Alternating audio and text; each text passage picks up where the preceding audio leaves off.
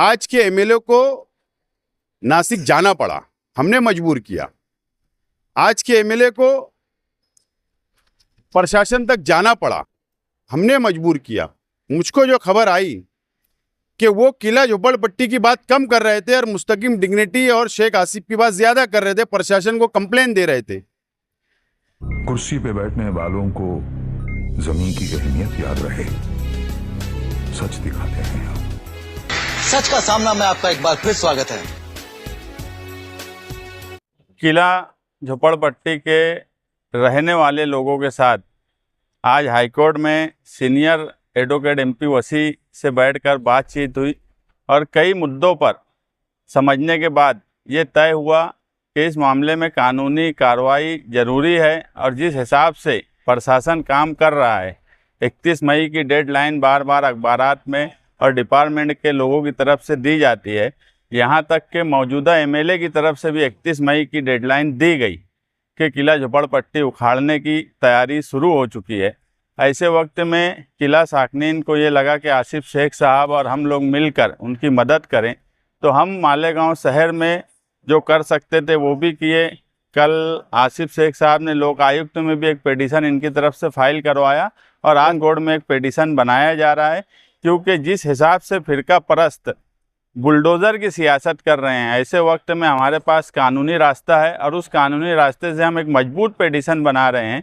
तो जो भी लोग पिटीशन दाखिल कर रहे हैं, सबके नाम से अलग अलग नाम से पिटीशन फाइल किया जाएगा, उनकी एक लिस्ट दी जाएगी और वहाँ रहने वाले जो भी लोग किला झोपड़पट्टी बचाओ कमेटी जो पहले से 1980 से बनी हुई है, उस कमेटी के मातहत जो भी लोग पिटीशन फाइल करना चाहते हैं, हम उन सबका पिटीशन फाइल करेंगे, उन सब के लिए लड़ेंगे। और जो नहीं करना चाहते हैं उस पर भी हमारा कोई एतराज़ नहीं है, मगर जो किला झोपड़पट्टी बचाओ कमेटी की तरफ से आएगा, हम उसकी मदद करने के लिए तैयार हैं। मुस्तकिम डिग्निटी साहब ने पूरी तफसील आपको बताई है। बहरहाल हम लोग शुरुआत से किला झोपड़पट्टी की आवाम ने हम लोगों से रब्ता किया और हमने मालेगांव से लड़ाई शुरू की और आज हम लोग मुंबई हाईकोर्ट पहुँचे हैं। ये लड़ाई सिर्फ नासिक जाके मेमोरेंडम देना या आज दिन भर पूरा दिन मेमोरेंडम देते घूमते रहना इन लोगों का मसले का हल नहीं है।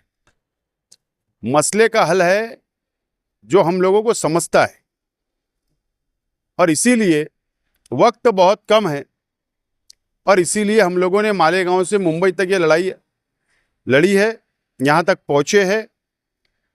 कल लोक आयुक्तों के अंदर पिटीशन दाखिल की गई वकील के मार्फत, और आज मुस्तकिम डिग्निटी साहब और पूरी टीम सुबह से वसी साहब के पास, एडवोकेट वसी साहब के पास बैठकर उन्होंने पूरी पिटीशन तैयार की है और उम्मीद है कि कल ये पिटीशन दाखिल कर दी जाएगी और हमारी लड़ाई, कानूनी लड़ाई भी हम लड़ने के लिए तैयार है और ज़रूरत पड़ने पर पुरअमन तरीके से ज़मीन की लड़ाई रोड के ऊपर, रास्ते के ऊपर भी लड़ने के लिए हम लोग तैयार हैं।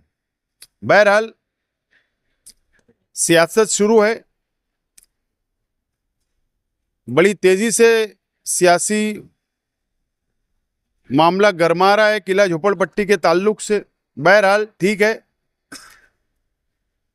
ये बात तो तय हो चुकी है कि जिस शख्स की जिम्मेदारी थी वो शख्स बाद में आए और हम लोग पहले निकल गए, और हम लोगों की मेहनत से ही, हम लोगों की जद्दोजहद से ही आज के एमएलए को नासिक जाना पड़ा, हमने मजबूर किया। आज के एमएलए को प्रशासन तक जाना पड़ा, हमने मजबूर किया। बहरहाल अफसोस इस बात का है कि किला झोपड़पट्टी की आवाम फिर से संजीदा होकर सर जोड़कर बैठे।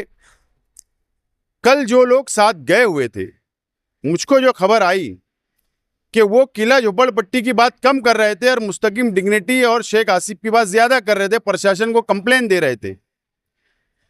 एमएलए साहब, हम आपकी कंप्लेन से डरने वाले नहीं है, हम कानूनी रास्ते के ऊपर लड़ाई लड़ रहे हैं।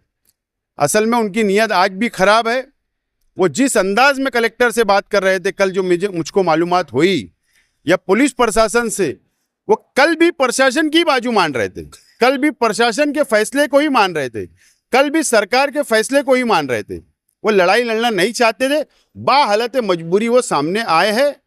ठीक है, जो लोग भी उनके साथ जाना चाहते हैं, हमको खुशी है कि उनके साथ जाकर भी आप लोग अपनी लड़ाई को लड़ना चाहिए। हमारा मकसद है झोपड़पट्टी बचे और उसके लिए हम लोग यहाँ तक पहुंचे।